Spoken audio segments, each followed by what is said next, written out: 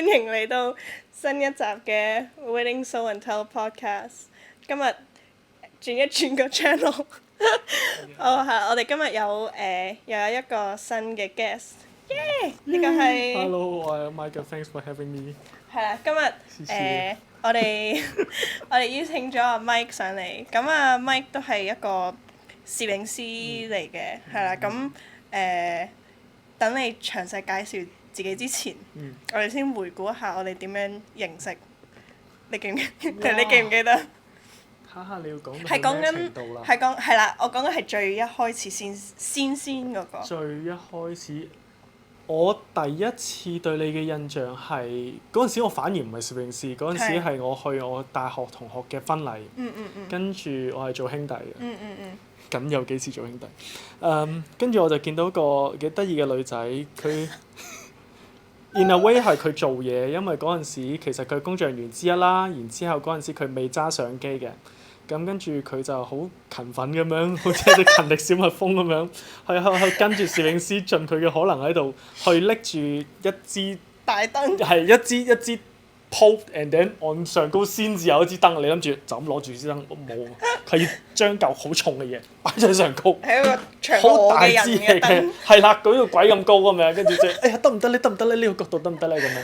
咁但係我又覺得啊，佢係比起我過往見過嘅所謂助理們啊或者幫手們，咦佢又再 active 啲喎咁樣。咁所以其實嗰陣時咧我就好少我哋反而去搭訕，我話妹妹仔啊，你如果有興趣做呢行嘅話，你可以揾我㗎咁樣。我係好少絕少做呢啲嘢㗎，係啦，幾乎冇嘅。我純粹係咁樣見到，我覺得我從佢嘅動作肢體，我就會覺得佢係比起其他人係更加有 attitude 想去做好件事嘅喎。佢唔係真係覺得我嚟搬啫嘛咁樣，我要企呢度企呢度咯嗰啲咁，佢完全唔係呢一種，所以我先至會咁樣去提出咁樣。咁當其時嘅我咧都做咗一段時間啦，咁所以我先夠膽死咁樣講嘢嘅，即係我唔係嗰啲我1年㗎咋，但係我哋睇下點算咁樣，係冇呢啲嘢嘅。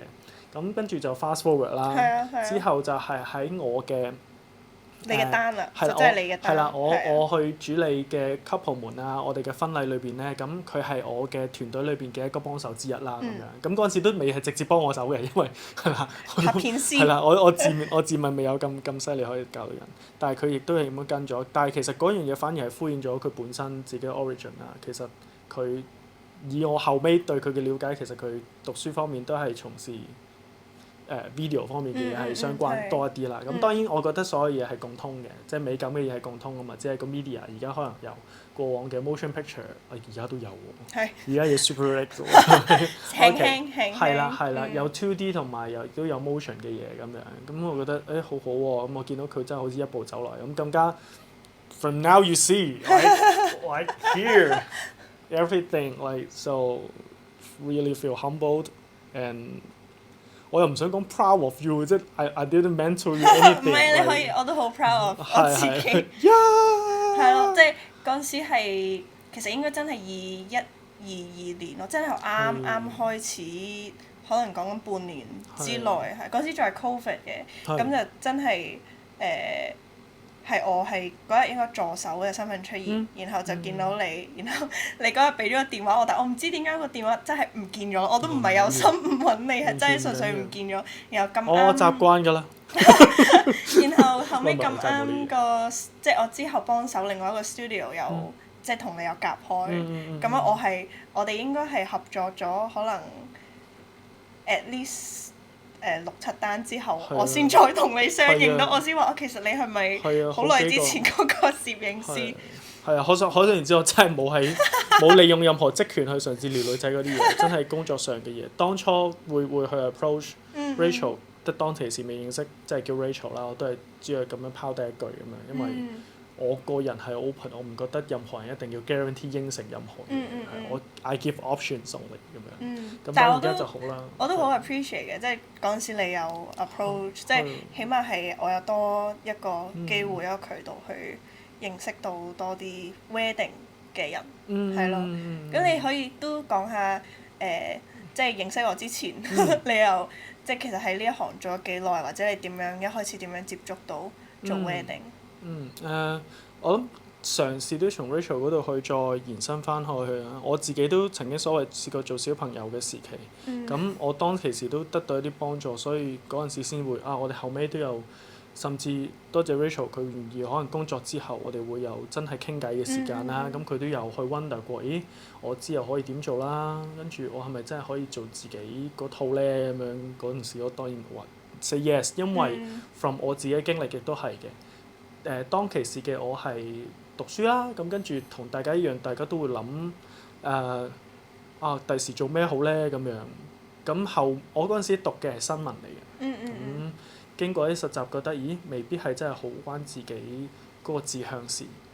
當其時就諗我有咩可以做咧咁樣。咁亦都同人傾偈嗰樣嘢之後，就發覺，咦，原來喺我成個 curriculum 最唔關攝影事嗰件事咧，就係影相堂。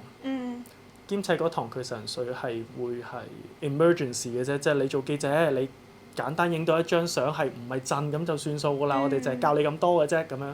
但係就 take 咗 as 個契機，然之後就當中亦都有好多人幫助啦，自己亂咁舉手咁樣話我可唔可以過嚟你嗰度幫手做嘢咁樣？呢個都係個奇遇嚟嘅，雖然有啲長。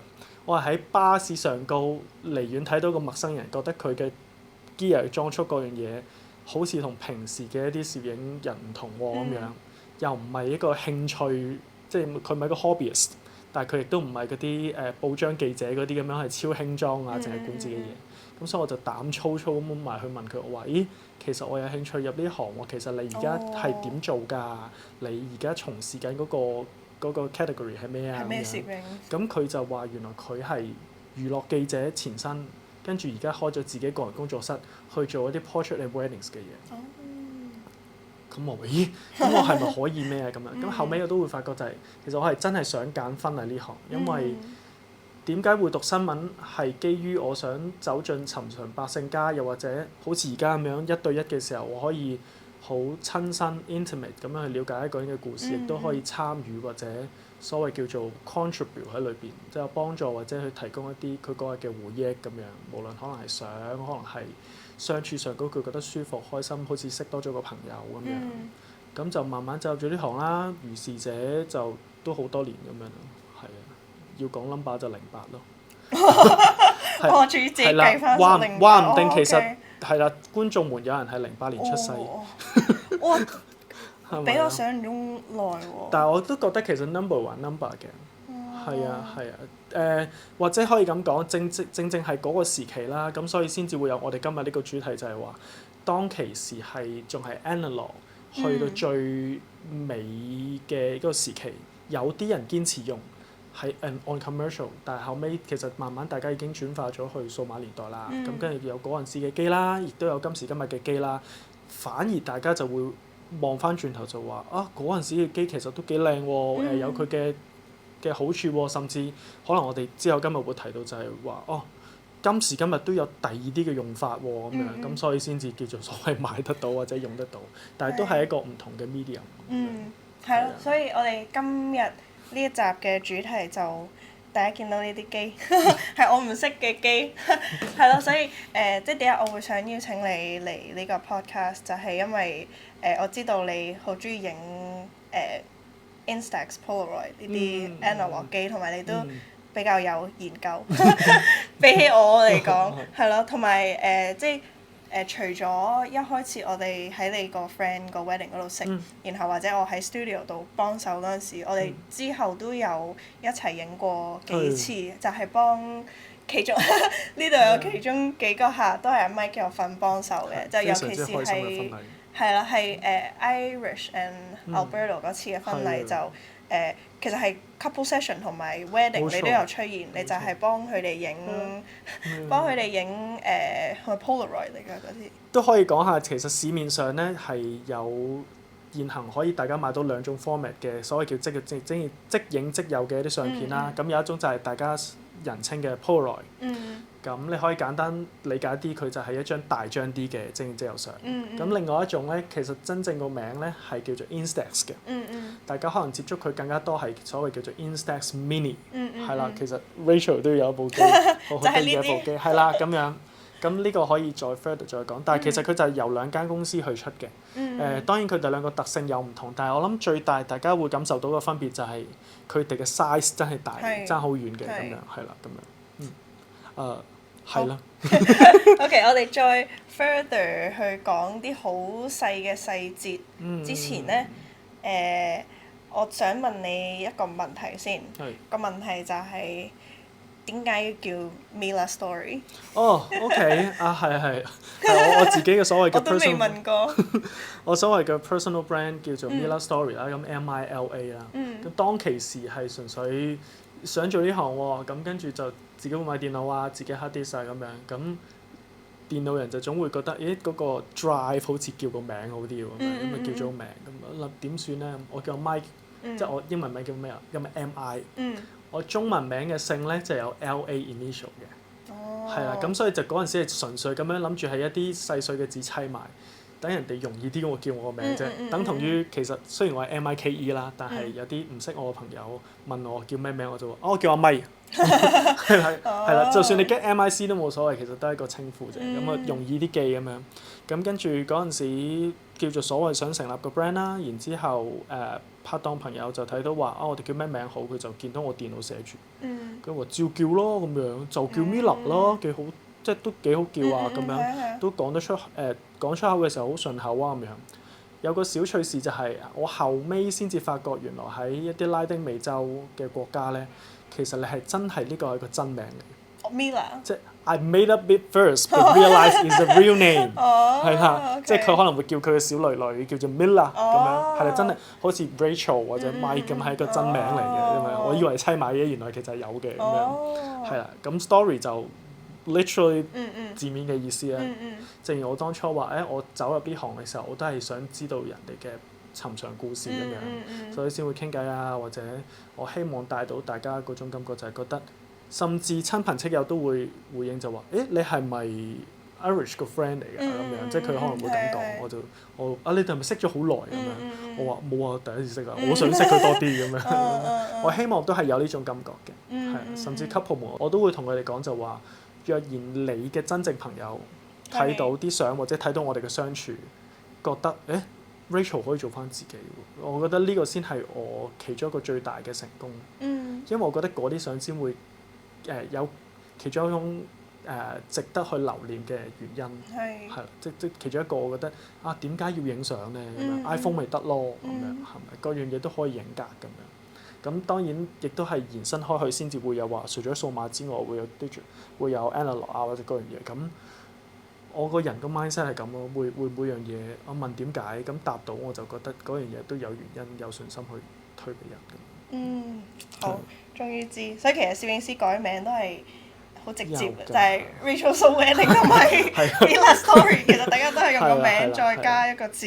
係啦，又或者我覺得更加甚嘅就係我哋為個名去賦予啲咩咯。係啦 ，Rachel 可以係個名，佢可以 just anybody，but 我諗接觸過你嘅人或者經歷參與過婚禮之後，大家對於呢個名嘅時候聽到就會有更加多意義。係喎，嗰段回憶咁樣。好，咁我哋而家開始講多啲關於 Polaroid 或者 Instax 嘅嘢，係咯，咁希望即係呢個 podcast 我都希望大家聽完就係可以了解多咗之餘，都可以睇下，因為其實我覺得越嚟越多人會對呢啲有興趣，即係我有好多客都會問我會唔會有 Instax 呢個服務，所以即係大家如果有興趣聽完之後都可以希望係知道呢樣嘢對你哋嘅 wedding 會唔會係一個好嘅 addition 咁樣咯，係啊。好，咁我哋首先不如解釋一下呢個 Instax 同你頭先都講咗少少，不過再細分究竟 Instax 同 Polaroid 有咩最大分別？好 OK 我諗對於大家可能有接觸過嘅 Instax 就係一啲由嗰間廠牌出嘅一啲相機啦，一啲比較 playful 啲、容易啲用嘅相機啦。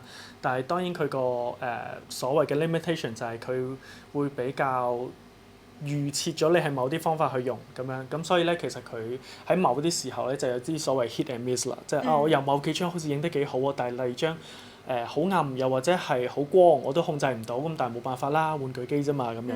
咁借嗰個為契機，其實張相紙本身咧，嗰間廠牌咧係出得冇問題嘅。咁一 pack 咁樣賣啦，咁樣咁就有啲嘅公司，又或者有啲人就會忽發奇想，會覺得其實張相紙本身有 potential 的話，我 like what more can I do from it 咁樣。咁但係我冇理由逐張掹落去，然後擺落某啲機度咁樣去用噶嘛。digital 亦都唔會話有個 connection 跟住點樣。當然後尾有啦，即係嗰間廠牌都有出一啲機，就係話你可以有一張數碼嘅相入去，跟住佢所謂叫做 print 或者點樣去出嚟。但係若然我哋去睇嘅話咧，你仔細睇得出咩叫做係 print 出嚟，咩叫做係真實光影打出嚟嘅嘛。兩張嘢齋手你就會睇得出㗎啦，係啦。當然各有好處嘅。digital 你就可以同一張合照印10張啦，咁樣係。後尾我哋就會講到有少少個問題，咁所以第一間廠牌啦，可以直接咁樣 show 啦。咁類似呢個係啦，如果有睇 YouTube 嘅朋友或者 Spotify， 你哋都可以喺畫面度見到。咁其實就係嚟自一間 Fujifilm 嘅廠牌，咁佢就有一款正方形嘅相紙，佢有好幾款嘅。佢有一款叫 Mini 啦 ，Mini 嗰個咧就有個得意位就係佢當初設計咧，唔知佢係咪真係咁諗啊？佢係同呢個 standardize 嘅某個年代啊 ，Once upon a time，我哋有樣叫 name card 嘅嘢嘅，我哋會遞一張卡片俾人咁樣，係啦，即係我哋當然可以 NFC tag 啦。佢同當年嘅 name card 個 size 係一模一樣，咁所以其實反而你有 Instax Mini 嘅相紙。印咗，又或者你影咗之後，你有好多嘅時候咧，你唔需要特登話要揾 Instax Mini 嘅 binder 去儲㗎，你係可以去買一個 for 卡片嘅一本 binder，你就已經可以儲㗎啦，咁樣係好似嗰啲 Pokemon card 咁，你可以儲好多咁樣。咁其實呢一個就嗰個就係 mini 啦，長方形啲嘅，打洞嘅長方形，係啦，同大家攞電話影直相一樣。呢個就係正方形啦。正方形我自己就覺得喺個畫面 wise 啦，就比較係啦，其實係呢一個嚟嘅，打開咗就大概係咁樣嘅，咁裏邊就有啲相紙咁樣嘅，咁樣一陣可以再 show 俾大家睇。咁係大概呢一個 size 咁樣，當然佢有隻再大一啲嘅，咁相應嗰部機身又會再大啲啦，咁樣。咁呢個就睇喜好啦，純粹我自己比較喜愛正方形呢個 size 嘅咁樣。咁後尾咧呢一個咧就有所謂叫做 Polaroid 啦，係啦。如果你仔細啲睇咧，其實佢哋兩者咧。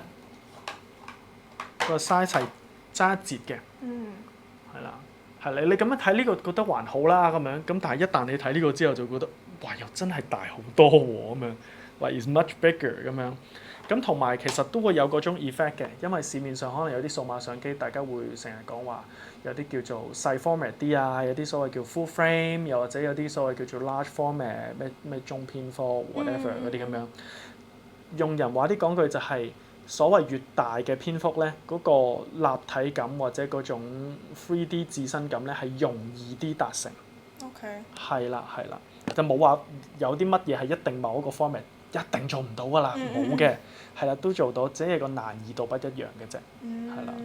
咁樣我諗Rachel 相對 technical 啲嘅嘢，可能佢都會唔覺得full frame 嗰啲機喺啲好暗嘅地方影嗰張相就乾淨啲咁樣，咁我哋唔需要理嗰個 technical 背後原因啦咁樣。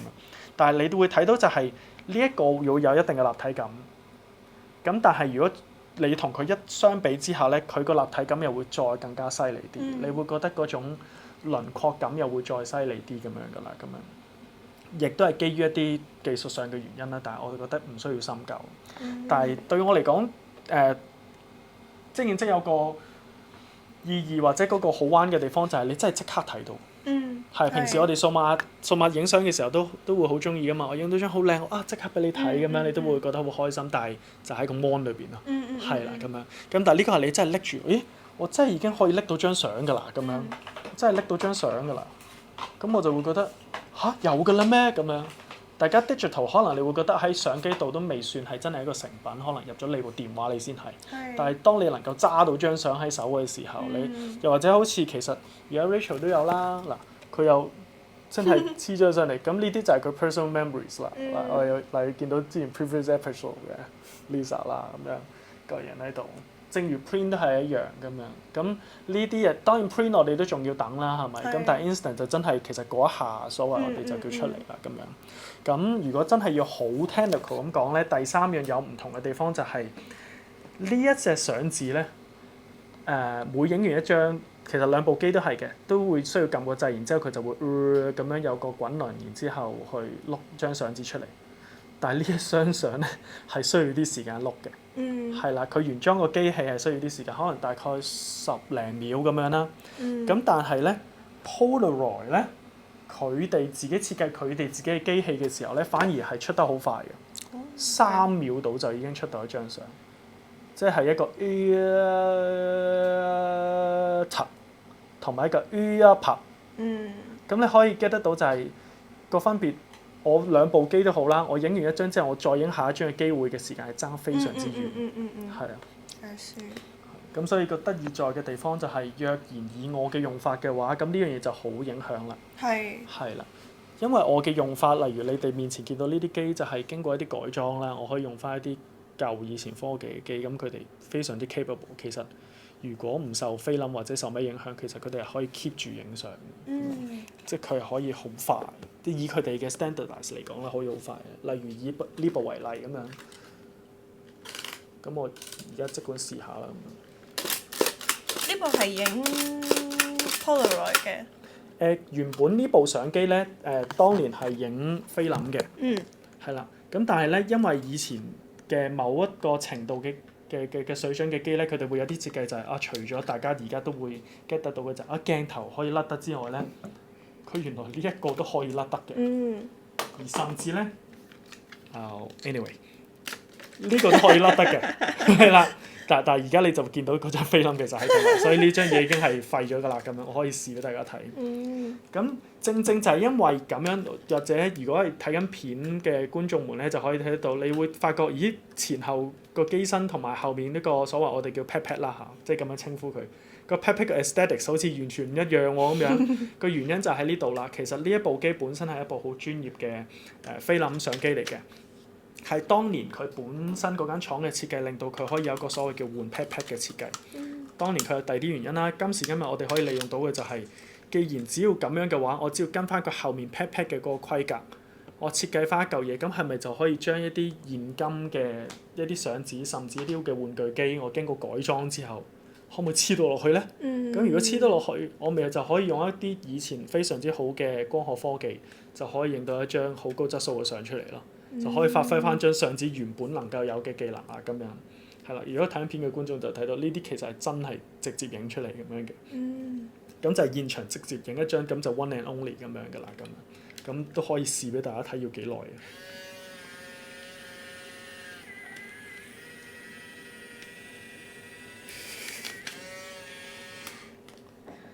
我諗 Rachel 都已經能夠 picture 到，就係喺呢段期間，我已經可以影多咗幾多張相啦咁樣。係呢個就係數碼同埋 analog 嘅唔同之處咯咁樣。咁而另外嗰部 Polaroid 咧，佢喺出片嘅速度上高咧，就基本上係佢3分1咁滯。係。其實真係爭好遠咯，即係如果係講緊 wedding，即係譬如你行個 aisle，其實佢已經可能行咗3/4個。係啊，我有一條片睇下，你睇下你介唔介意？可能之後睇下你睇下你有冇興趣 incorporate 落去你 YouTube video 嗰度。其實我係有一條片係一路慢慢好似係我用隻手逐張相咁去攞出嚟，而我係 showcase 咗俾大家睇，我點樣由一個教堂嘅 march in 前。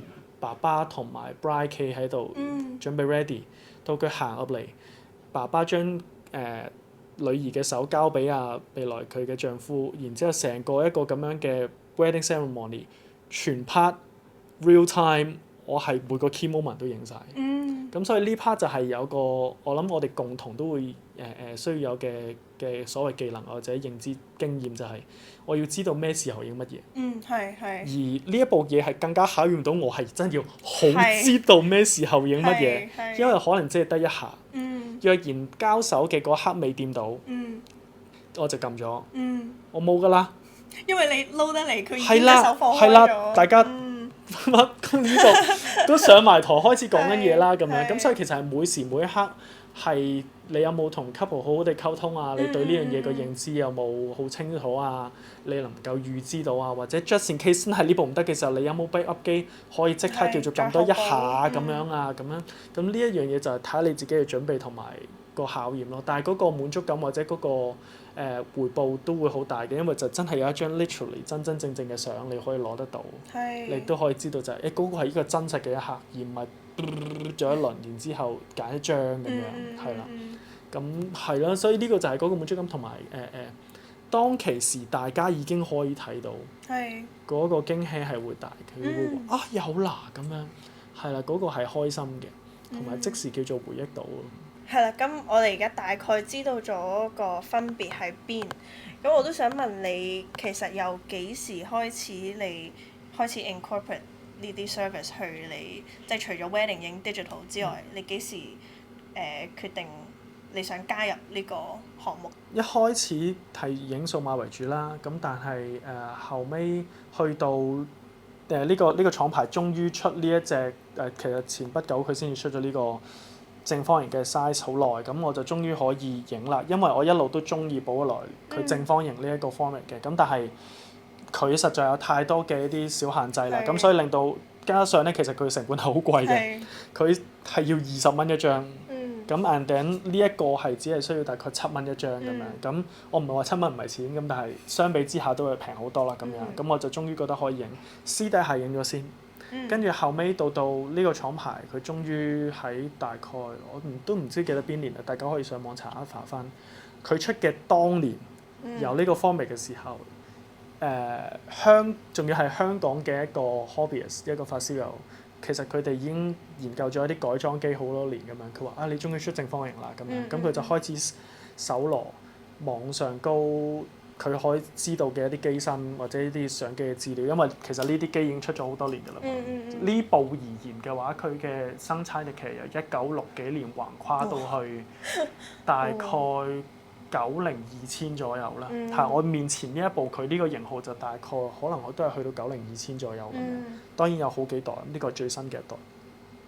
佢就發覺喺技術上咧，呢部係可以支援到影正方形呢張相，而冇黑框嘅，係啦。點解話冇黑框咧？因為市面上有其他嘅一啲嘅機身咧，若然喺冇大量嘅改裝之下咧，佢係會有條黑邊出嚟嘅。哦。係啦，咁嗰個就已經係太 technical， 但係呢部機就叫做可以兼顧呢兩樣嘢啦。係啦，甚至呢一部機就真係市面上其中一部係可以咁樣兩樣影晒。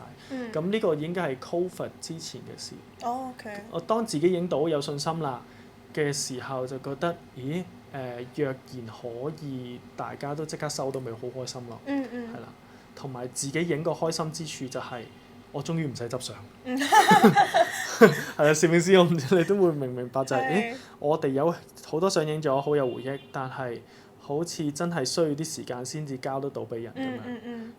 所以亦都有個小故事分享嘅就係去旅行嘅時候，我帶埋呢部機咁樣啦。若然平時大家拎部數碼相機嘅話，當地嘅人可能佢有機會會唔明。你可能係當我係一個普通人想淨係影我咁樣，咁佢可能會覺得被冒犯，佢會唔中意，或者令到佢覺得唔舒服。咁但係當我拎呢部機出嚟嘅時候，第一佢就會覺得咦同平時啲機唔同喎，係咪以前啲機嚟㗎？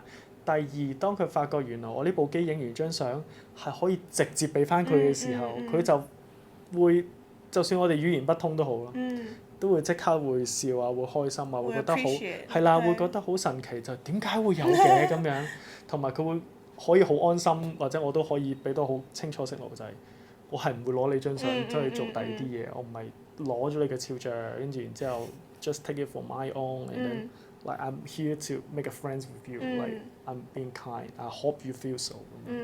咁所以就打開咗好多大門咯。同埋其實自己都可以手上面攞住，因為我諗大家 iPhone 有佢好處，可以影到好多好多嘅相。咁但係我同你講翻嗰次個旅行喺邊度？你等我一陣先。我哋就喺度開部電話揾翻。但係反而當有啲嘢咧，其實明明影少咁多張相，但係只要攞上手嘅時候，係喎呢一日喎咁樣。同埋當你係要逐張撳嘅時候，你就反而可能會諗多一啲咁樣。所以各有各用途。iPhone 就係可以影好多好 playful 嘅嘢，可以影到片咁樣，係亦都好顏色啊各樣嘢咁樣。呢啲就係我想為嗰日去留一啲留念嘅回憶，咁我就可以有幾多百張咁樣。事實上最高峰期唔知係100定19，總之有某一年啦，我擁有咗某個廠牌嘅一部輕便啲嘅相機之後，我留翻低嘅相唔係我影咗，我留翻低嘅相差唔多1000張。哦。係啦，但係變咗你就真係滿滿嘅一本 memory 咁樣嘅，咁係啊，咁我都希望將呢種開心能夠couple 們都可以體會到，兼且其實可能認識嘅一啲 couple 能夠接洽到嘅 couple 們，其實佢本身都有影菲林嘅經驗，係啦，佢哋會問我影菲林㗎咁樣，咁我就話我會影，不過你會唔會考慮影 instant 咁樣？甚至試過有一次啦，嗰款係一款已經係停產咗非常之多年嘅即影即有相機。佢話：我屋企有相，我有部機，我見你識得影呢部，即係你都應該識得操作我部機。我啲相紙就係留翻我婚禮嗰日同我班朋友合照用，你可唔可以幫我用晒佢？所以嗰日我哋就喺個草地婚禮上都影到成地都係，係真係 literally 成地都係，因為嗰隻相紙係會再大一啲，兼且其實你問我嘅話，嗰一隻相紙係我見過即影即有之中，其實佢質素係最靚最好，只不過嗰個廠牌係啦，如果你知道嘅話，所以希望你會出翻係啦，我相信而家大家都越嚟越認識嘅時候都會中意係。係啊，我覺得即係。以我影咗呢幾年嘅 wedding，我都覺得其實越嚟越多人係會對 Instax 或者對 Polaroid 有興趣，即係除咗淨係 digital 可以喺電話喺電腦嗰度睇到之外，我覺得有實物攞上手係開心啲，尤其是係你同個 friend 影完即刻可以望到嗰一下，嗰個開心係同睇手機相係唔同咯，係啊，所以我覺得有即係呢個 wedding 嘅行業入邊有人 offer 呢種 service， 我覺得係非常之好。係咯，咁你講咗好多點解你中意 Polaroid 同 Instax 啦，咁你覺得最難嘅即係最 challenging 嘅係咩？除咗貴之外，我諗喺影方面嘅操作上都有啲麻煩啦。你會見到又要 cartridge 又要換，甚至其實有陣時會一時間唔記得望嘅話咧，啱啱提過呢啲嘅 cartridge 其實係有數量限制㗎嘛，之唔似得 memory card 可以撳1000張咁樣。我撳完10張去到第11張，我明明撳咗啦，先發覺冇影到咁樣。其實我係冇換到個 cartridge，所以其實嗰張嘢就 lost 咗咁樣。但係呢個 challenging 就要自己去承受咯，同埋就係你每日要帶幾多卷，係啦。我哋而家係一張 memory card 就已經夠晒啦，咁樣我帶夠2張，係啦有 backup 咁樣。但係呢啲就 typical 嚟啦。如果pre-wedding 同埋 wedding 分別又會用到幾多咧？如果 pre-wedding 以我哋嗰一次為例，其實我嗰日就帶咗大概，我諗我係唔係都帶大概8至10盒左右㗎啦。OK。係啦。即係80張，80至100張。我係80至100下添。100下。係啦 ，like I have only 100 chains。係嘅。That I bring from my own 咁樣。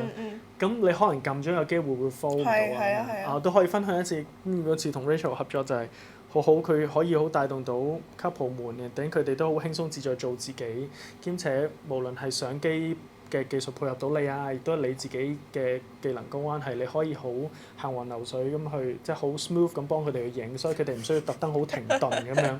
我亦都希望去保留嗰樣嘢。縱使其實呢啲機全部都係冇自動對焦㗎，即係 grounded like nothing happened in those times，mate。OK， 但係嗰個都係一個好 challenging 或第一個 rewarding 嘅經驗。當然我唔係話對自己冇信心，但係平常人正常行路，同我哋真係玩得好忘形嘅時候，嗰種好 erratic 時快時慢係完全第二回事。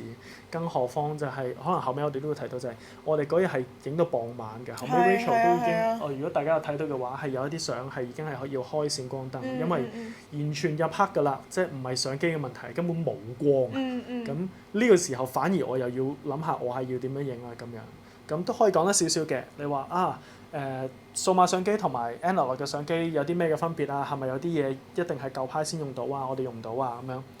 有某部分係傳承到嘅，例如今時今日嘅一啲所謂叫閃燈啊、補光設備啊，全部我哋都有方法用到嘅，就係側邊有個小配件咁樣，係啦，同我哋喺而家啲相機上高見到嗰個位置一樣，即係啲閃燈啊，其實都係可以直接裝喺側邊咁樣。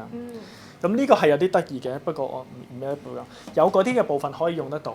咁但係呢啲機另外一個小 challenge 嘅地方就係、若然大家有接觸過相機嘅話咧，有樣叫做 white balance 嘅嘢，或者大家人眼好容易接觸到就係、如果啱啱天光嘅時候會比較藍啲咁樣嘅感覺啦，啲光跟住中間喺正午嘅時候，我哋會覺得啲嘢全部都係好正常嘅顏色啦，白色係白色，綠色係綠色，紅色係紅色。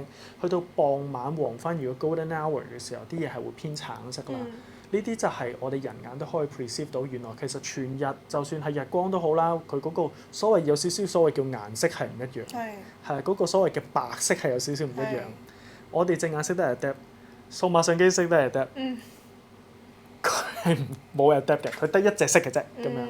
咁所以就要你自己去衡量或者去判斷啦咁樣。當然我哋數碼亦都可以運用到呢啲嘢啦。點解我哋會喺傍晚影到啲咁靚嘅顏色嘅日落？就係、我哋嗰啲相機嘅 setting 咁樣。咁有呢啲嘅部分。我諗 challenge 就係呢啲咯，未必夠光啊，對焦方面要自己去捉緊啊，定係我亦唔希望叫大家企定定咁樣。合照可以，但係我最希望都係可以保持翻大家平時影相嘅狀態。數碼相點影呢啲都可以點影，剩翻嘅就係你嘅技術去克服咯。係啦。一陣間有機會 Rachel 你都可以試下，其實冇大家想象中咁難去對焦嘅，有某啲嘅機其實都可以用得好好嘅。但係我都有聽過咧，就係即係純粹講緊 Instax 同 Polaroid 嗰啲相咧，係 Polaroid 會再鬆郁矇啲，係再 predict 唔到啲，咁樣講啱唔啱咧？可以咁樣講，我應該講幾細？好，我可以講，我可以講下嘅。OK，嗱頭先有提過啦，其實兩隻相機各自有佢哋嘅小毛病啦。咁其實咧富士佢哋嘅相機咧已經係好好多㗎啦。佢個好處就係其實佢正常喺任何嘅溫度之下，無論可以冬天啊或者夏天啊，佢都係相對穩定嘅。正常都係出嗰隻顏色咁樣。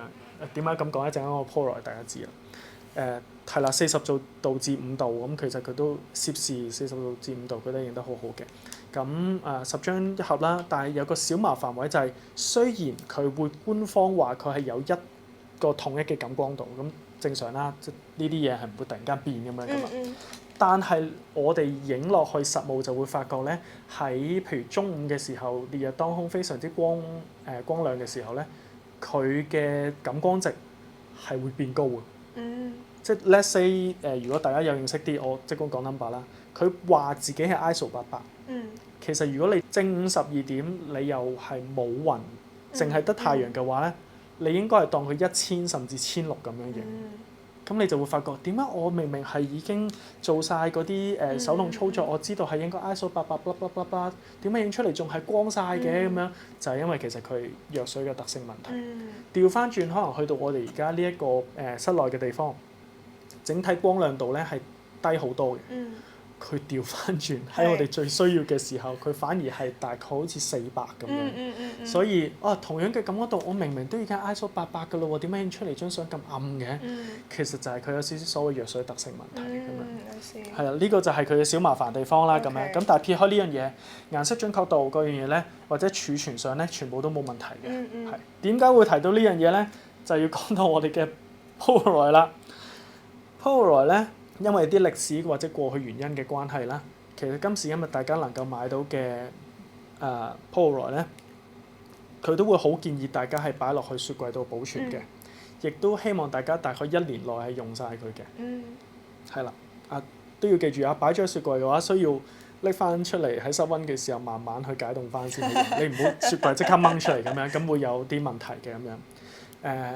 點解會咁樣講？係因為其實佢哋用嘅藥水配方咧，係對氣温好敏感嘅。太熱同埋太凍咧，其實佢顏色係會出現一啲偏移嘅。太熱嘅話咧，佢會整體係會好似有個紅色 filter 咁樣嘅感覺嘅。係啦，即係正常嘅白色，佢會反而有種偏紅，甚至直情好似喺前面擺咗張紅色嘅紙咁樣去影相咁嘅感覺。調翻轉太凍嘅話，其實佢會偏藍色嘅。但係香港有冇機會太凍咧？ OK，so 所以 in 香港咧 mostly 你就係覺得佢會變紅色嘅啫，紅色係啦 like we most of the time we fall into the hot zone like ever 係啦，所以調翻轉有啲人就會喺室內 studio 啦，已經開好晒冷氣恒溫嘅地方去影，咁佢就相對地可以表現得平穩一啲。係咁又翻返去 Rachel 頭先想講嗰樣嘢啦，係咪容易鬆郁矇啊？個原因有一部分係佢自己嘅影像質素嗰個鋭利度係真係冇富士咁好嘅。係啦，第二。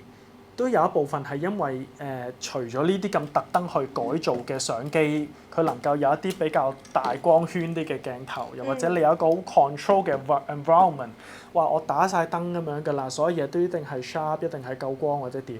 如果唔係嘅話，好多時大家買到嘅其他一啲嘅型號相機咧，可能佢嗰個快門或者佢需要曝光嘅時間都會耐啲。如果稍為熟悉影相技巧嘅朋友都會知道，其實嗰個快門越耐，又冇防手震啦，又冇其他嘢咁嘅時候咧，嗰張相一定係免不了係容易啲會自己震咗嘅，係啦。咁所以又唔能夠百分百怪佢，但係其實好多嘢都可以怪罪佢嘅，係啦咁樣。亦都有啲問題就係其實佢嘅藥水未去到100%穩定，咁所以你可以稱之為有驚喜啦。有陣時有張相出咗嚟，可能佢藥水碌得唔均勻或者點樣。咁講嘅藥水就係其實佢哋每張能夠成像，原因係因為佢哋都有一個白色邊邊嘅位，佢係有個藥水袋喺裏邊嘅。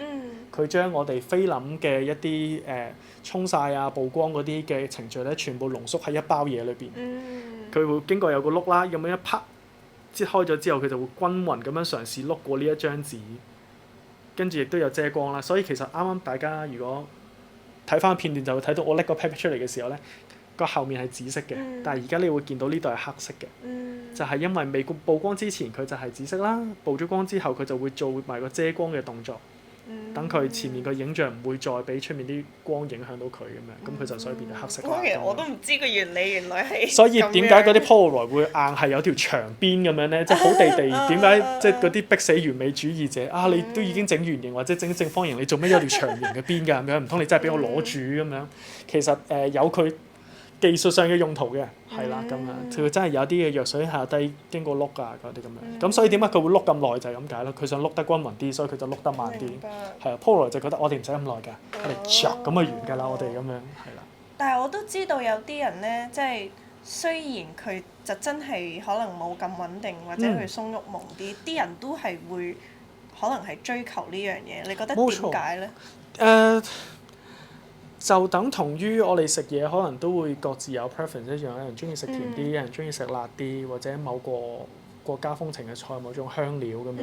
甚至相都係啦，我哋會有唔同嘅風格，又或者甚至喺顏色嘅 colour palette 上，係啦 colour palette 上面，我哋都會有唔同嘅喜好。咁有人中意粉色啲 Polaroid 我都仍然覺得佢有佢自己嘅吸引力嘅。係啦，就算可能以實物為例啦，咁樣呢個咧，如果大家能夠有機會睇到實物，或者喺網上高睇到其他嘅人嘅嘢嘅話咧，佢係真係正常化好多嘅。係啦，該白色嘅就白色，該黃色嘅就黃色，皮膚係點嘅色佢就點嘅色咁樣。咁呢啲係實際真影嘅。咁所以係咁就係咁㗎啦，咁樣咁係啦。我成日都會講笑咁同啲 bride 話：嗱，係咪好靚咧？嗱，唔係 P 出嚟嘅，你本身咁靚咁樣係啦。即係 encourage 下佢咁樣，咁但係影咗滿足感啦，嘅 once and for all 啊，好多謝佢哋俾我 keep 啦。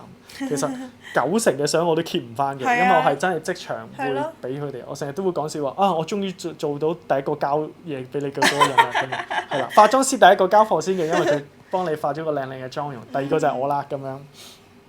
咁但係咧，若然你再細睇 Polaroid 咧，佢係有種迷霧感少少嘅感覺嘅。咁但係如果你仔細啲睇咧，佢嗰種嘅紋理或者嗰種質感咧，係唔係純粹講咩 sharp 唔 sharp 而言？我諗而家如果有玩相機嘅朋友都會知道，你係可以買到有某啲嘅廠牌或者某啲嘅款式嘅鏡頭咧，係技術上非常之鋭利嘅。我每一條毛孔，甚至你戴 color con 裏邊嗰啲 texture 我都俾你睇到。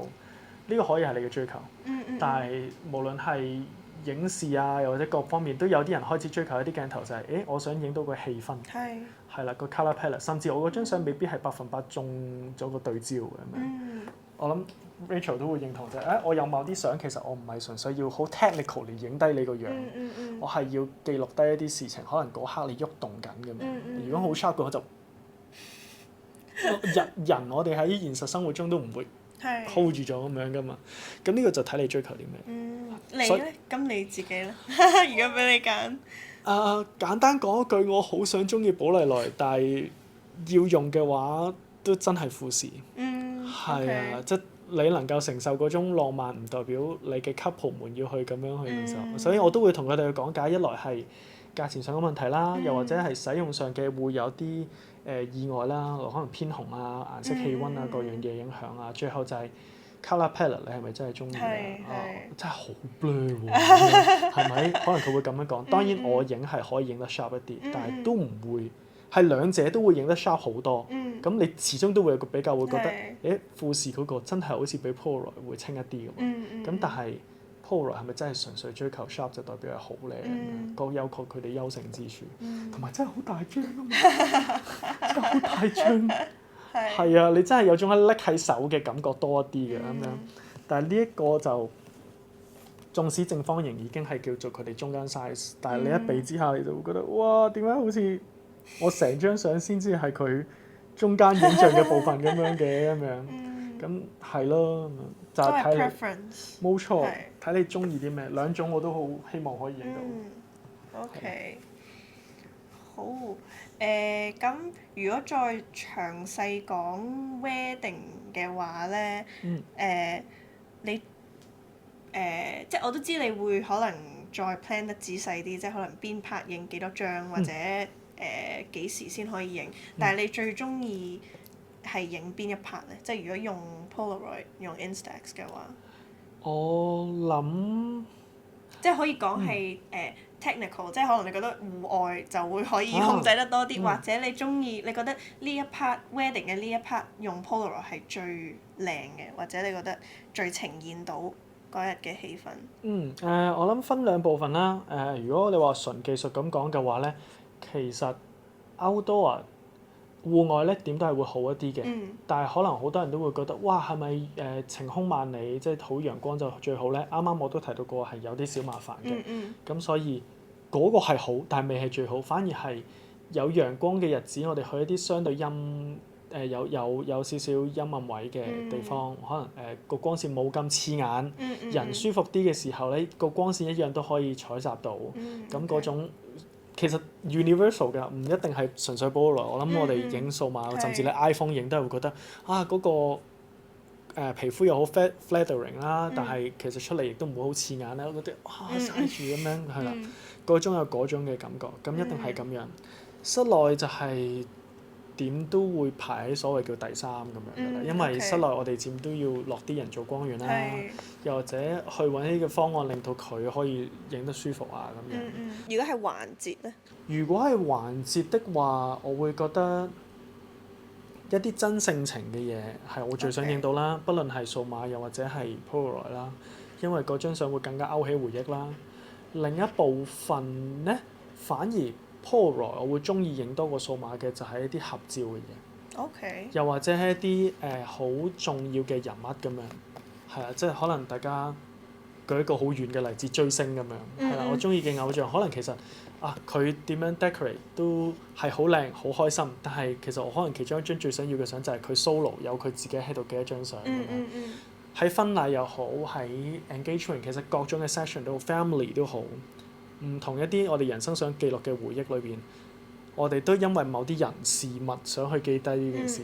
可能係我哋身邊嘅嗰一個，可能係我珍視嘅我嘅毛孩，可能係我珍視嘅物件，又或者係自細湊大我嘅婆婆。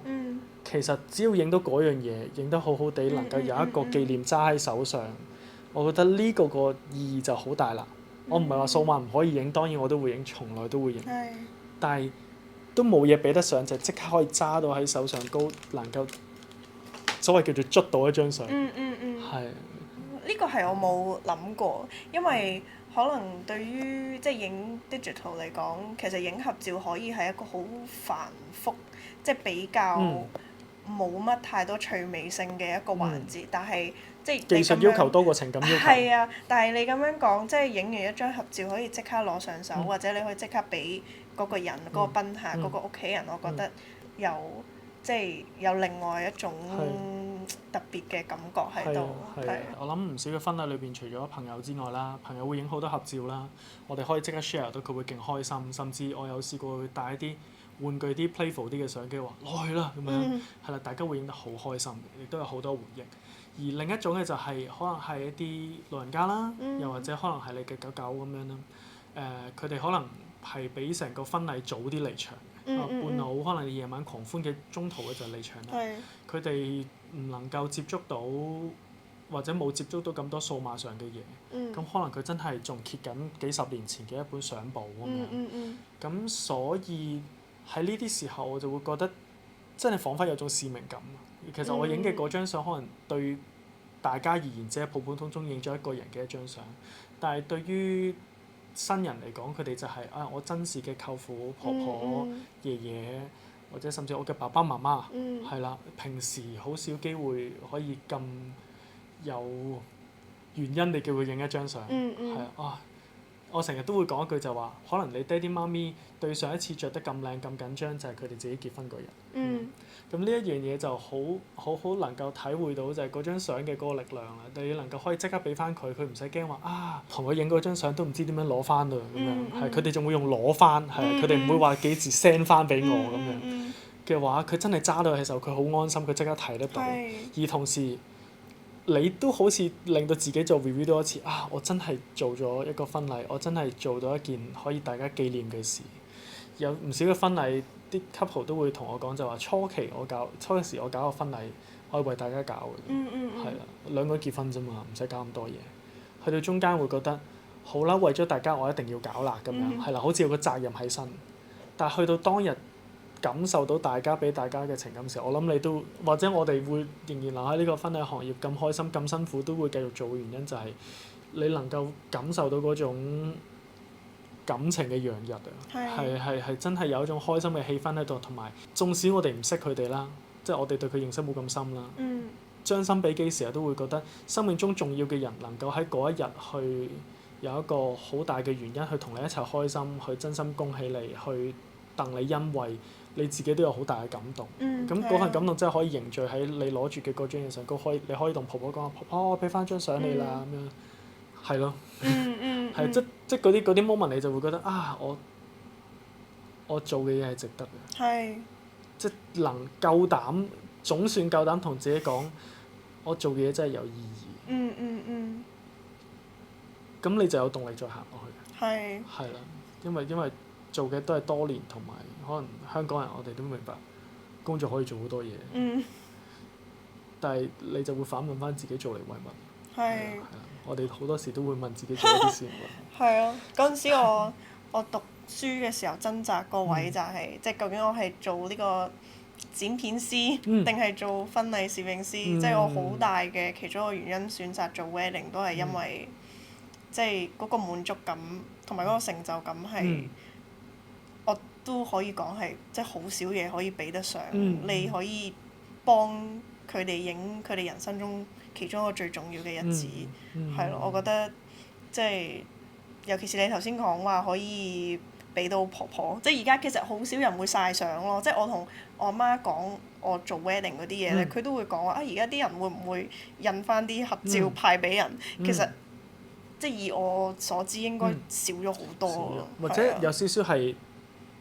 day back 翻嚟啦，可能初頭我哋會覺得越便利越好，到而家好似會開始想追求翻，又或者有啲所謂嘅 retro style 可能之前無論係各種 trend 都會 glamorous 啲而家大家好追求 real beauty，好真想 look natural 嘅時候，係啦，以前係好 posing 一啲嘅，依家就會想係我想 candid 啦，係啦，呢啲 keyword 會出翻嚟，其實都係呼應翻呢件事啦，即係大家。甚至經過 Covid 啦，即係會覺得原來人與人嘅相處真係好珍貴咁樣。係我哋自己或者我心有感受就係、是，可能 Covid 前嘅婚禮，大家會覺得係咯邊個恭喜佢所以過嚟飲啦咁樣係啦，香港嘅一啲典型婚禮。依家縱使同樣嘅場合，大家都會話，總算有個機會真係可以見翻大家咁樣係啦，即係touch wood 啲講句咁樣，真係見一次都好珍貴㗎嗰啲咁樣係啦，雖然都好老土嗰啲咁樣係啦，但係原來發覺都有重新發現翻個意義所在咯。咁係。係嘅。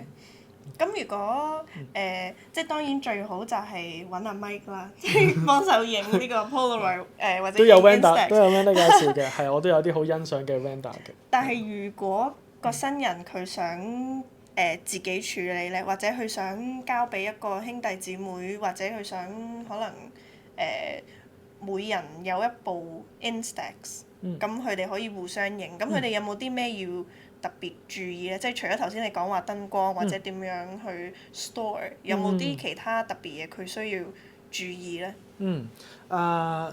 幾種嘅方案嘅。如果以我為例，或者我見過新人佢哋處理方法就係，依家有啲所謂叫做即影即棄嘅菲林相機。係啦。打橫嗰款，嗰啲咁嘅機啦，係啦 ，Fujifilm 有出啊，Kodak 都有出啊咁樣。咁嗰啲機我會提議佢哋咧，一定要開閃光燈。係啦，甚至一啲細嘅玩具相機都係 Fujifilm，佢可能係影 Instant Square 或者影 Instant Mini 嘅。咁嗰啲機我都會提議佢哋係唔係都一定要開閃燈。第二就係咧，我會親身係交部機俾佢哋嘅時候咧，大概講我話你可以more or less guess 下大概咩叫做1米或者幾多嘅距離。其實每部機大概，尤其是呢啲比較簡化啲嘅機咧，佢有預設或者期望你喺一個大概嘅距離裏邊使用嘅，係 certain distance 啦咁樣，大概米幾啊或者點樣。咁我就會話俾佢哋聽大概就係你喺側邊嗰個窗仔度望到，如果大概係半身或者啱啱到膝頭哥多啲咧，咁就差唔多㗎啦咁樣。咁只要build in 咗呢個 mindset， 其實佢哋就容易啲 follow 你，亦都唔需要同佢講對焦啊、放氣啊嗰啲嘢。其實嗰啲機亦都本身設計上係想你能夠輕便使用嘅。咁剩翻落嚟，與其記咁多 technical 嘅嘢，不如 enjoy the day 啦。係啦，即係呢部機俾你哋for fun，唔係而家要影啲好數毛啊、幾多 pixel 啊嘅相咁樣。咁我哋係想裏邊影到啲回憶，甚至我會俾小朋友。係啦，即係我呢部俾小朋友，雖然我係咁俾㗎嚇，但係通常啲爹哋媽咪都會，哎呀唔好啊，你俾翻叔叔咁樣，係啦，我話掉我哋都得㗎咁樣。I mean 嗰個氣氛或者大家個感覺係重於一切。係呢啲機點解 build like a tank 啊 ？Is because I have to ignore them。婚禮當場所有發生嘅嘢先係最重要。咁 everything comes second。係啦，我哋嗰啲係可以技術 overcome。調翻轉我唔會有任何技術嘢，突然間可以影到你真摯嘅笑容。即係佢唔會有個掣一扭，你個扮嘅笑容變成真摯嘅笑容咁樣。我都唔希望有呢件事存在啊。係啦，我希望件事係大家開心。完咗之後個回憶係會覺得我真係玩得開心。rather than 就係係啊，佢俾咗部機我，佢教咗我好多嘢跟住就死啦，咁點樣用啊咁樣。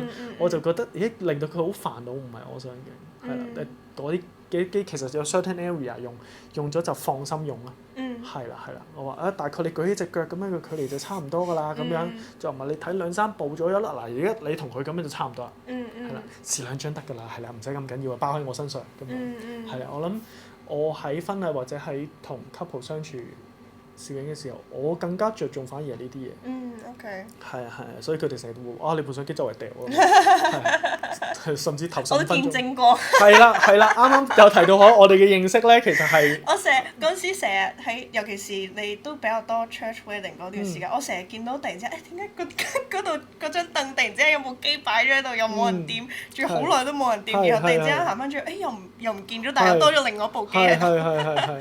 呢個講多少少啦，嗰陣時喺 church 嘅時候，點解咧？就係我哋而家 Rachel 你都會有用嘅，就係你都會明白。如果我哋可以有啲比較輕便啲嘅帶，去將2部相機俾我哋可以靈活運用嘅時候，有陣時婚禮嘅或者啲場地 church 又好，未必好適合㗎。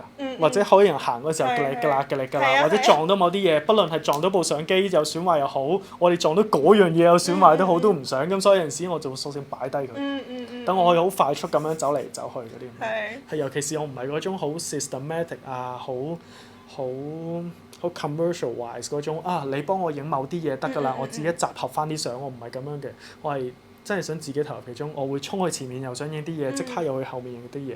咁呢啲時候，咁我更加唔想撞到人，唔想撞到小朋友，我就會擺低部機佢。同埋有陣時我要刻意俾大家，我想無論我嘅行動、我嘅言語、我所有嘅主張都俾大家知道，我係言行一致，我想你哋嘅感受為先，而唔係話我而家係攝影師，你要點做？我有部幾勁嘅機，你睇下我幾犀利，全部都唔係。所有嘢都係應該係嗰個意義喺邊度 rather than 就你睇呢張嘢幾靚咁樣。靚係咩？係咪靚係在於？等於情人眼裏出西施，我會覺得你靚係因為我愛你，再加上你本身都靚啦，係啦，我唔會話，你咁樣唔緊要㗎咁樣，係咪？嗰個靚係包含好多嘢，尤其是我哋去完婚禮之後都會知道，其實愛真係唔係單方面純粹話你中意錫我中意錫你，好多好多嘢，但係嗰種嘢就更加會感動到我哋，你覺得好啦，就你一世啦咁樣。好，仲有最後幾個小問題。就係你覺得Polaroid 同 Instax 會繼續留喺呢個市場度啊？定係你覺得佢反而會越做個 market 越大咧？或者你覺得有冇啲trend 會令到呢樣嘢再起，再有新高？單純我自己個人留意到嘅一啲資訊啦，我會見到其實有一啲小圈子慢慢會越嚟越珍惜呢樣嘢，甚至我頭先有提到，其實 Fujifilm 停產咗某一款嘅即影即有相紙，其實嗰款嘢係非常之靚。咁有啲人係一路將一啲庫存係保留到依家都好珍貴，甚至一張已經唔知炒咗幾多百蚊咁樣。珍惜嘅人係有人在嘅，但係一定唔會成為主流。我亦都覺得唔需要成為一個主流，係咪？即係我中意食辣嘢啫，唔一定要。全香港咁多間餐廳全部都係淨係賣辣嘢㗎嘛，係咪？咁所以同着衫一樣，各樣嘢一樣。我哋有我哋嘅喜好嘅嘢，咁一定程度地支援到。中意嘅就去選擇，係咪？即係等同於影相各樣嘢都一樣㗎，係咪？我會有我影嘅一套，有我去努力，令到大家覺得值得珍惜嘅地方。你係可以喜歡，亦都有權唔喜歡咁樣，係咪 ？Vice versa 啦，vice versa 啦。咁因此，我覺得佢會存有一個席位啦。咁我只係希望佢平啲啦。好現實啊！係啊，因為20蚊一張。係啦，平啲就意味住我哋可以影多啲，又或者我夠膽去 try and error 一啲，係啦。我會感覺上，因為可能我嘅年資比較耐啦，我會感覺上啲嘢係會翻轉頭咯。大家經過 COVID 之後，其中一樣更加明白嘅就係，因為我哋真係要珍惜眼前人，我哋 we treasure real emotions like real things, celebrations， 所以更加啲tangible 嘅嘢會更加咗。That's why we have prints。like 啲香港嘅 printing 工業曾幾何時真係爭啲以為自己要唔使做㗎啦咁樣。咁但係慶幸地，我哋香港仍然有好高質素嘅廠房仲可以 keep 住啦。咁我哋可以 print 啊各樣嘢咁樣，即係冇以前咁多啦咁樣。我希望佢哋都仲可以 keep 得到啦咁樣。同埋係啦，正如我頭先 show 過嘅一啲畫架咁樣，屋企真係有個紀念品咁樣，係啦，即每個人都要有自己嘅小新居，點樣可以有多啲自己嘅元素咧？除咗買家私係啦之外，可能其實都係一個咁嘅紀念。我相信會一直 keep 喺度嘅，係啦，係啦，或者希望呢個廠牌佢能夠繼續進步佢嘅藥水啦嚇。Firstly 唔好咁貴啦，第二就係佢能夠進步多啲，我哋可以 enjoy 到呢個再大張啲嘅一個感受啦，因為同 print 一樣，其實一樣係啦，你都會覺得將你嘅訴求講晒出嚟。係啊，平啲係啦，穩定啲係啦，10張一盒。咁我哋完之前，你有冇特別嘢想再加？如果唔係咧，我就有個小遊戲。冇啦，我覺得我太三幅皮啦，我驚我好重複啊，我驚我好沉啊。咁我哋就進行呢個小遊戲。用小遊戲之後幫你哋影張相啦，紀念。好嚟，呢個小遊戲，呢個小遊戲咧就係我會有一個3分鐘嘅 alarm。咁呢3分鐘嘅 alarm 咧，我需要你畫一個一個理想嘅 wedding， 可以係你自己，或者可以係你想影嘅一個 wedding。我唔理啦，我已經豁出去啦，我嘅畫工就係爛。我唔講人哋都唔知我畫㗎嘛。我而家嗰張 rate 卡裏邊咧都有一張相，側邊有啲 details。咁嗰張相正正就喺嗰個地方影嘅。其實佢係香港一個地方啦。咁佢真係 on Cliffside 嘅。And then 係一個好 chill 嘅 wedding 啦。佢甚至係成班 friend 一齊搬咗部大概咁大部嘅電視 ，which is 喺嗰個地方裏邊 super tiny， 跟住勁 reflective， 冇人睇到，但係佢哋喺度開 Switch 玩啊咁樣啊。然後佢哋自己拍咗條片同大家講解啊。所有人真係可以 chill on the place 啊。佢真係幾乎全日都係 spend 喺嗰個地方，所以冇去逼大家有好多嘅環節啊。佢哋可以有好多時間真心好似可能我哋 admire 嘅嗰啲外國婚禮咁樣去傾好多偈啦，好多相聚嘅時間啦，中意 hea 又得啊，中意休息亦都可以啊咁樣。咁跟住去到右手邊呢個咧就係、我會記得一啲夜晚或者一啲嘅場地戶外嘅時候咧，大家會覺得夜晚好黑晒啦咁樣。呢個就係我話嘅地方啦。咁其實香港係真係有個地方，雖然佢已經收翻，但係真係一個 Cliffside 嘅 wedding 咁樣啦。咁我覺得喺裏邊發生啲咩我唔係太介意嘅，係啦，只要我太太覺得中意就得㗎。我以為呢個係戒指。係啦，呢個係戒指嚟嘅。戒指嚟嘅。係啦係啦，我以為你太太。like I prepare my rings，okay，and then she can decide everything else 咁樣係啦。我都好認同，就係有太陽都得啦，但係唔好完全曬死大家嗰啲咁樣。咁喺湖邊啦，我希望係好廣闊嘅感覺，咁所以 that's why 我哋都會中意 pool beach side wedding 就係可以望一望無際啲啊嘛。香港大家都希望一望無際啲。And then 係啦，裏邊地方當然就唔係因為我唔夠時間畫啦嚇。係啦，另外就係我會想像到夜晚個場景嘅時候係想喺戶外嗰度，希望天氣都仲係可以涼涼地咁樣啦，係啦，夏天就唔好啦咁樣。咁我哋都會見好多外國或者 Pinterest 啲相，都會有啲就係可能係一啲 long table、intimate 嘅，大家真係可以邊食嘢邊傾偈，可能係蠟燭嘅燈光或者點樣。And then 總會有一啲嘅裝置咧，係可以一條光條咁樣去一啲裝置建築咁樣啦。上高可能係吊好多碎碎嘅一啲一點點嘅燈光啊，又或者可能係真係一啲總之係偏暖光嘅一啲光管，可能甚至你勁 postmodern 咁樣係一條光管咁樣嚟嘅咁樣。Anyway， 但係我會覺得一個柔和啲、舒服啲、唔刺眼嘅光線，大家可以 spend the night together。我覺得呢個就係一個好 proper 嘅 wedding 啦。OK。好。呢個戒咗一半係講緊兩個先。證婚完之後就可以去食飯。哇！你好。係比較 modern。你好 prepared 喎。唔係 technological。OK， 好。咁除咗除咗第一幅畫之外咧，我哋仲有一幅畫咧係 band 打嘅畫。咁啊，第一個畫咧就係Lisa 佢梗係畫咗個妝同個頭髮啦。嗰陣 Marcus 身為一個攝影師咧，其實比較難影一個好實際 represent 到佢嘅嘢，所以佢就影咗個 crew table，佢就畫咗個 crew table。咁佢個 crew table 咧就係有得坐嘅，同埋有呢個牛扒同埋 mashed potato 食，同埋有利是。哇！呢個佢就畫得好仔細啦，呢個佢就畫得好仔細啦。係啊，所以呢個對於佢嚟講真係重要嘅。咁我估你其實我係咪要加翻個？係啊，我覺得你最好係有翻你嘅特點咯。OK。係呢個冇時限嘅，所以你又唔話。呢個我就好緊張啦。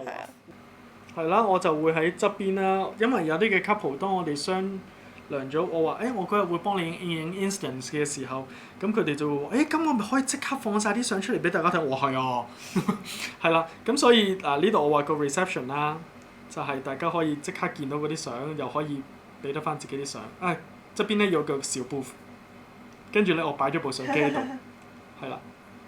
呢個就係你美麗嘅畫。我成日都好驚佢眨眼。好，仲有最後一 part 就係咪笑，叫慣你咪笑，就係咪笑都 like subscribe。唔係啊，唔係啊。like comment subscribe。就係咪笑都好大方，佢話可以有呢個 giveaway。送俾大家，咁詳情交俾你。多謝 Rachel 請我上嚟啦，今日同大家傾咗好多嘢都好開心啦。正如今日講過好多嘢所講，其實好多嘢都係 tangible， 你能夠去感受到嘅話，先係最實際嘅。咁所以喺度都希望可以認識到喺鏡頭前面睇到你呢度嘅大家。我會有個 giveaway in 一個2個鐘頭嘅 session，咁就係希望俾你哋可以感受下同我嘅相處啦，你哋會唔會覺得舒服啦？咁我哋去簡單去影一啲相啦，大概20張左右啦，咁去等你哋有個體驗就係、原來影即影即有係咁樣嘅喎，同埋即時攞到上手，甚至可以入到落本相簿裏邊係一個咁樣嘅體驗嘅喎。咁你哋都可以去再 further 諗下，會唔會係一啲更加 formal 嘅 occasion 啦，再大型啲嘅 occasion，可能同爹哋媽咪影，同自己老公喺婚禮上高影，又或者 post wedding，anyway。係咯，係啦，即係如果你想 enter 嘅話，你就可以follow 冇錯 follow 我 follow 佢，然後 share 咗呢個 podcast 或者呢條 reel 出去，咁樣大家就可以 enter 呢個 giveaway。係啦，咁我都好多謝 Mike 帶咗咁多器材過嚟傾咗咁多嘢，同埋希望大家都即係學到嘢之餘，又可以考慮下Instax 或者 Polaroid 係咪你哋都會 appreciate 想加入你哋 wedding 嘅一個 aspect 咁樣，係啦。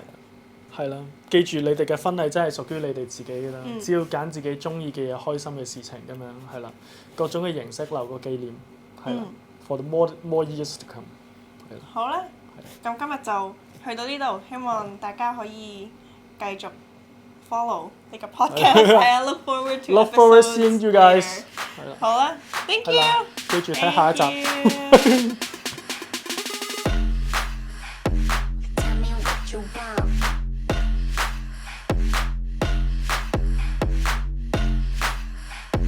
Tell me what you want.